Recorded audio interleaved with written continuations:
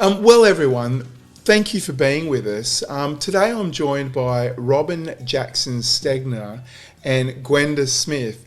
Both ladies are doing their own YouTube and social media channels, doing independent journalism here in Perth, Western Australia. So, ladies, welcome to the show. I'm really interested in what you're both doing. So, Robyn, perhaps we'll start with you. I know that you've just recently begun your channel, whereas Gwenda has been in the game for a little bit now, and I'm really interested in what she's doing. But tell us a little bit about your YouTube channel, Robyn, and the kind of issues that you're mostly interested in.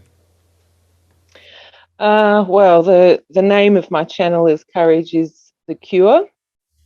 Nice and simple. But I think the message is really important. Our society and our communities have been infiltrated by this fear campaign, and unfortunately, people are too afraid to stand up. And so my message is we need to employ our courage, and in every which way we can, and in any small way we can, stand up, particularly for our children in the future. So I'm posting content of day-to-day life and examples where we can see that the fear campaign is doing what it's designed to do by these reprobate eugenicists, and then in turn also showing what we can actually do when we use our courage to stand up. Yeah, the apathy in today's society is really concerning, isn't it? Yeah. Absolutely, yeah. I think people not only, well, intertwined with this fear campaign is reinforcing this idea that people are powerless when we're not, and we need to believe in ourselves, and as I said, employ our courage and not believe what we're told, that we're powerless, because we're not. Yeah, and don't Even one. Sorry, go ahead. That's okay. I And was even gonna say, one person can do something. You don't need thousands and thousands of people. Even just one person can do something.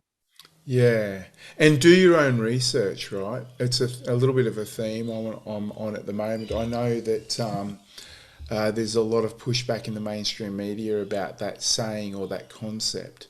But that, in my experience personally, has been very powerful and very much worthwhile doing, because once you do your own research and you can put two and two together, I mean, we're all intelligent adults, right? So we do have the ability to critically think and make our own decisions.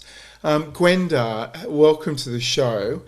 How do you, first of all, let's tell the audience a little bit about what your background in independent media is, where you currently post your media and the kinds of things that you're mostly interested in. Thanks, Andrew, and thanks for having me on the Bellman Report. It's great to be with you, and also with Robyn. Fantastic work, Robyn. Australian Free Independent Press Network was founded by a man who was actually a journalist, and he also formed his own political party some years ago. And it was through forming that political party that he became very aware of the workings of our political system and what happens to people that don't follow what they're told to do within the political system. Yeah. And as a result of that, I'm going to use a very old-fashioned word, he was crucified. So when all of this disturbance started in 2020, he had already been very active in knowing what was going on in the world. So if we mention words or people like BlackRock, Blackpool, and, all of that that's involved in that.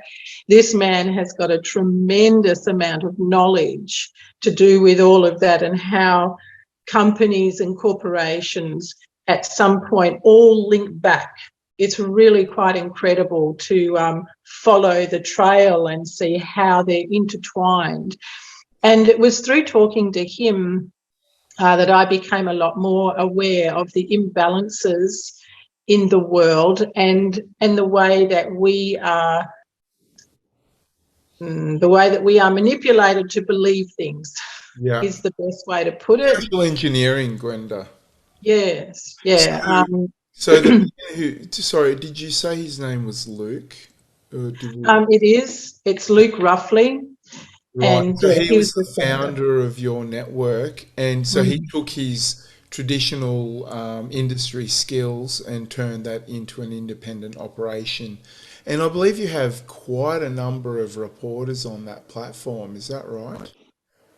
We do. We have now got reporters in New Zealand and throughout Australia, and that was Luke's hope. So a friend put me forward to him as someone who might have been interested to be the WA correspondent. Oh, wow. And I was the initial interviewee. And because of my background in nursing and various skills that I have, he felt that I fitted the profile of what he was looking for. And I will say I was very proud to take up the position of being the truth media in WA before I met you, Andrew. Oh, well, it's been lovely to meet you as well, Gwenda. And of course, everyone who's watching, Gwenda and Robyn and I and a couple of others do see each other fairly regularly, maybe, I don't know, once a week, I guess, at various events that are going on around Perth. And that's what we all primarily cover. And I'm really interested in really promoting these ladies. And there is another one who I'll do another interview with, maybe another two people actually, because there was another male who's starting. And the reason being is that I'm really wanting to see this alternate media platform in Western Australia really build up, because we really don't have that platform that we need. Rather than thinking about a platform as being a website or an app, I'm talking more about an audience that has a fairly wide-ranging demographic, where we can literally start to get some of this news out, because we are literally choked off from any ability to really get in touch with people who aren't already directly interested in what we've got to present. So we need to find ways to build that up, and that's what this is all about. And I think having a couple of ladies involved is a really great thing. I really do, because I'm interested in seeing what you two have to say, not just all the other blokes.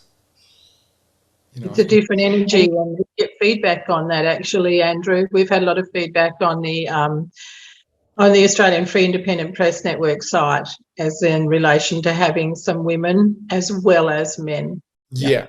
I think it's so important. What do you think, Robyn? Well, I think I mentioned this on Friday night on your podcast on the 8 News show on Podbean. That's it. Number 8 with the number 8, Robyn. The 8 Podbean.com. That's it. Yeah, with the number 8. That's right, with the number 8.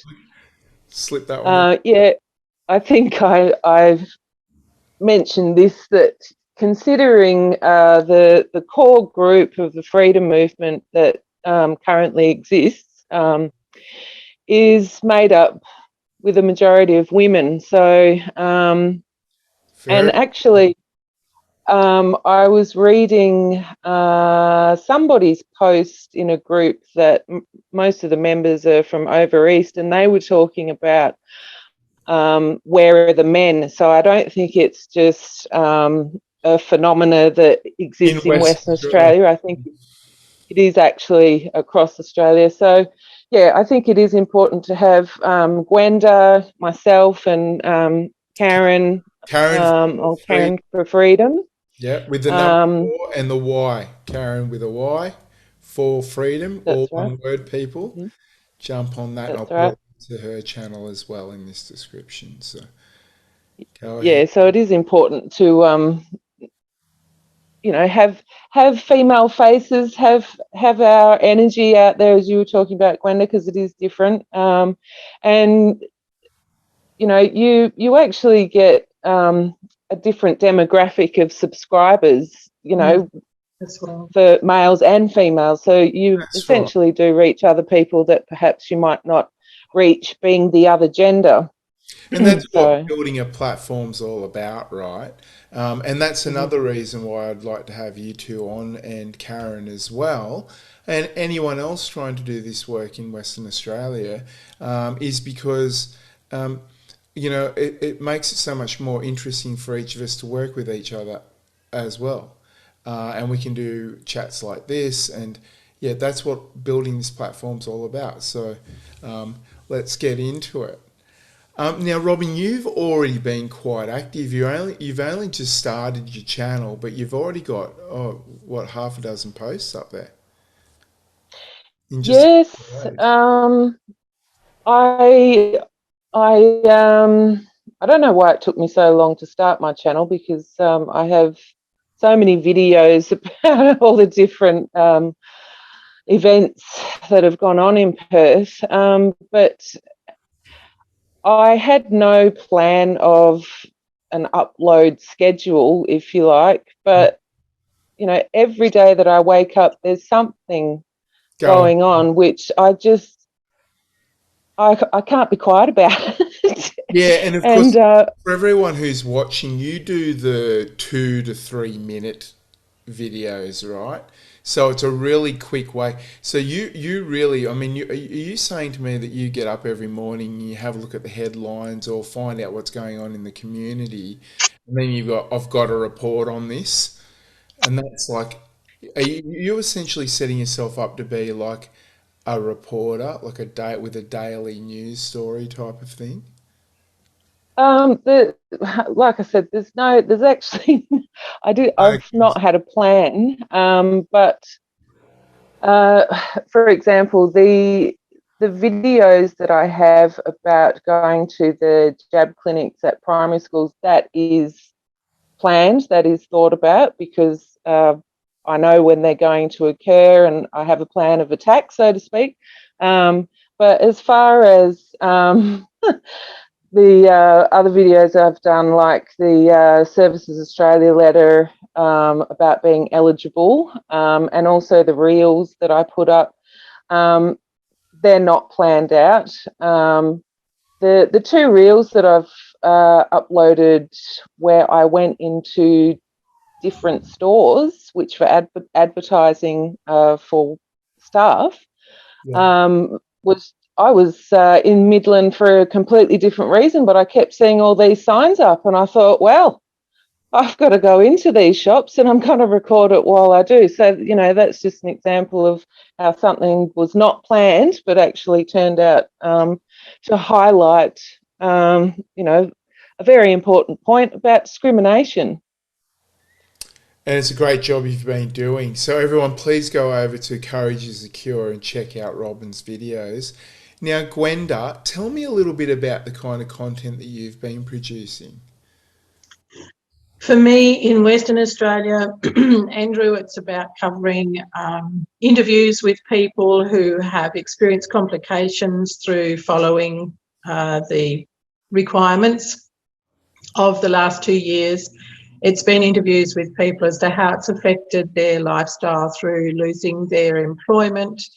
And then on top of that, it's been covering live streaming the actual events that have taken place. So that could be the protests or the marches for freedom, the people that have been speaking, because there's been some tremendous speakers here talking about lawful rights and human rights and things like that. So I will go and live stream those events. But as well as that, we have writers. So we are a full media platform. And you do written content as well, don't you? I provide the written content, and then one of the writers will make it good for the site. Okay, so like an editor. Yes. Yeah, that's a completely Um, normal way to do it. Yeah. So I will look at writing my own material, and we have 2 different levels of article with AFIPN, AINN, and that is opinion. So there's an opinion piece, and then there is the factual, the real deal Okay, information. which is such a relief. So you literally clarify with your audience which is opinion and which is actually Yes, fact. Yeah, yes, fantastic. And that's so important to recognise in yes. today's media. I mean, this is a big part of why we're going wrong with the way everybody's brain's set these days. By the way, I'd just like to say a quick thank you to Michelle Kinsella of the IMOP Party for giving me this T-shirt, my new favourite T-shirt. And it was interesting, ladies. Yesterday we were in Kings Park. Let's just talk about that really quickly as we wrap up the conversation today. This has been a little bit of a controversial a gathering over the last 2 weeks because there was an interesting complaint made, and then it was used as a potential piece for prosecution. Did you ladies, one of you want to talk about that, Robyn? Well, we've been making our weekly pilgrimage from St George's Terrace Government House up to Kings Park. I think it's probably 6 or 7 weeks we've been doing it. Quite a while. We march, well, we walk with the Pink Pretty low Panther. key walk as well, right? There's a Yeah, few because signs, about 100, 150 people at the most. yep.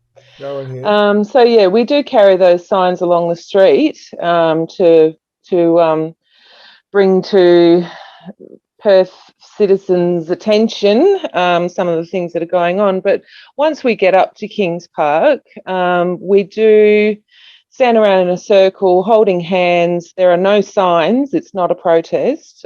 We stand around in a circle holding hands and we pray for all the people that have suffered over the last 2.5 years. And we've had Kelly Newton Wordsworth join us numerous times to play her guitar and sing her wonderful songs, and we all join in together. Yeah. So yes, last week the police delivered or tried to deliver a letter to Martin from the RSL stating that our activities are not permitted. So yesterday was very important for freedom because we certainly weren't going to be frightened by a letter with a letterhead on it from the RSL and stay in our beds and be scared off. So we all went back yesterday.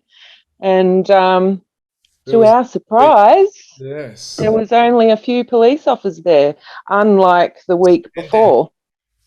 Yes, and I just wanted to make the point that the letter from the RSL was addressed to the CEO of the Kings Park Botanical Gardens. Right, it wasn't even addressed to Martin, so you know. Well, yes, and there was really no legal platform for them to be acting on. It was just simply a complaint. However, the police attempted to use that as a modality for arrest, and that was an extremely interesting position for them to put themselves in. And I think there was a certain lawyer who laid that out in no uncertain terms that there was no position for them to act. So thankfully, more calmer heads prevailed there because, Gwenda, what do you reckon? I think there were a few people going along yesterday ready to be potentially arrested, unfortunately. Hey. Yeah, some people were even worried that I might have been one of those people, but the live stream that I did, and I was doing that prior to everybody arriving.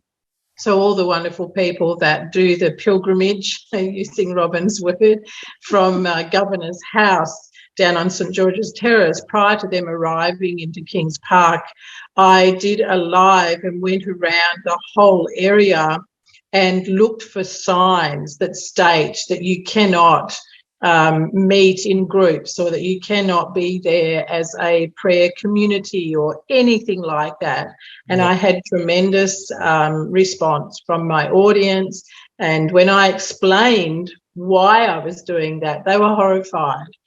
And at the same time, I had people from Victoria that were watching, and they were saying that they had encountered the same issue in Victoria. They were not allowed to go to the shrines or to any of the remembrance areas. And they said, enforced over there, right? Sorry? That was enforced over there, wasn't it? Yeah. And that's what they were saying. So your Premier is being like Dan over here. I won't finish that sentence. Yeah. I don't know if he's been involved in it to that level as yet, but I think there's still a question over whether they have any position to be able to stop people from saying a prayer at the War Memorial. Right. That's right. And that's what I was covering in my live, was the fact that it would look very bad for them to be arresting people who were in prayer. It would be against human rights to the absolute max. But the whole point, Andrew, is that the Kings Park is, even stated on the statues, a place for the people of Western Australia. There is nothing that states that you have to be doing a certain thing or be a certain person to be there. So I did quite an extensive live before it arrived, and then I had the pleasure, which you might have done too, I had the pleasure of interviewing a Vietnam vet that came up from Bunbury to be there yesterday. Unfortunately, I really wanted to speak to him. I got a little bit carried away. Of course, I was live streaming the entire time as well. And by the time that we actually got to the park and I had the opportunity to speak to him, I'd already been kind of speaking for an hour and a half. So I was really... it was a bit long yesterday. So how did that go? Tell me a little bit about that. What was his thoughts on this issue? He was, in a word, he was disgusted, but you could also feel, maybe this is the feminine or the feminine coming out, but you could feel his heart disturbance over what the RSL were doing. And he actually spoke about the number of injections that he had to have when he signed up, when he was called up, that was his words, he was called up to go to the Vietnam War. And he talked about the number of injections he had to have when he first answered that call, and then the number he had to have before going over to Vietnam, and then the number he had to have when he returned to Australia. And he said, I am not having any more. And he had his own say on what this was about. But what was really touching was you could feel how emotional this was for him, how much it affected him. He said, a lot of his friends have since passed. Yeah. And interestingly, friends that participated in this recent experiment that have either been maimed or have passed. So he was really making a stand for a lot. Yeah, and he was quite an elderly gentleman, so he's just been suffering nothing but loss recently. Yeah. And he's only in his 70s, not too elderly, but but you know what I mean. It's Anyhow, he raised that point. Actually, he raised that point and said that he is one of the younger vets. That a lot of his fellow soldiers are in their 80s and are now wheelchair bound or they're in care. So there was a lot of emotion for him, but I was so honoured to interview him, and the fact that he came up from Bunbury just for yesterday. I believe he's been up for other marches and things, but he made the trip yesterday because he heard what happened. Right. I think that highlights too that, not only has this gentleman already served his country and fortunately made it home after that, he's now coming up to Kings Park as an older gentleman to defend people's freedom again, because we were threatened the week before. So that's something that should trouble everybody in Australia. Absolutely. What a great point to make. I totally agree with you. Yeah, me too. Yes. Okay, so I hope I get to meet that gentleman. I'm actually going to be in Bunbury on the weekend. No, it's Australand where I'm going to be, near Bunbury. And I believe that there's a chance that man may be there, because I didn't realise that he was a Vietnam vet, but I've been told about this person before. I'm almost certain. So anyway, ladies, last comments. We were going to go for 10 minutes and now it's been 26. So shall we wrap this up? I'd like to say congratulations for what you're doing. I'm so pleased to have met you, Gwenda. I know that we've been walking around each other for quite some time, but we never actually really spoken, had we? Until really the last few weeks. So that's been really great to get to know you. And Robyn, I'm really pleased that you took the step. And of course, Robyn, you've done some co-hosting on the 8 News show, my podcast, as well. And I'm looking forward to doing another one. We're looking into doing something on homelessness, aren't we? Yes, that continues to be a very important topic and a very difficult one to try to navigate and organise, because it's such a sensitive issue and personal issue for people. Yeah. But yeah, fingers crossed. Yes, because it is something that needs to be highlighted Just and to talked about. clarify to the audience, we're speaking about homelessness due to the economic situation that our governments, both federal and state, have placed us all in. People are rapidly going broke. I happen to be one of them. I'm assuming you two may be affected in that way as well. And we're doing everything we can to push back in a peaceful, non-compliance way. And however, we're able to keep it together for now. There are a lot of people already at that doorstep of having no doorstep. So we're working on putting something together, and we may have a very interesting guest. Is that right, Robyn? Yes, it's yes, we have to navigate our way through that. Okay. Well, I'm looking forward to that. For everyone, I just want to say once more, I do have the podcast. It's the 8 News show with the number 8. We are hosted by Podbean. So ideally, if you could install the Podbean app and follow us there by searching the 8 News show with the number 8. And that way we do a lot of live streaming. I know Robyn, I think Gwenda, you've been listening in as well. We've done 25 hours of live streaming in the last month.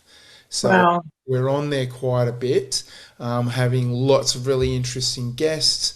And if you do install the app, follow us via the app, you can then start typing in questions. And when we open the lines, you can do a dial in also.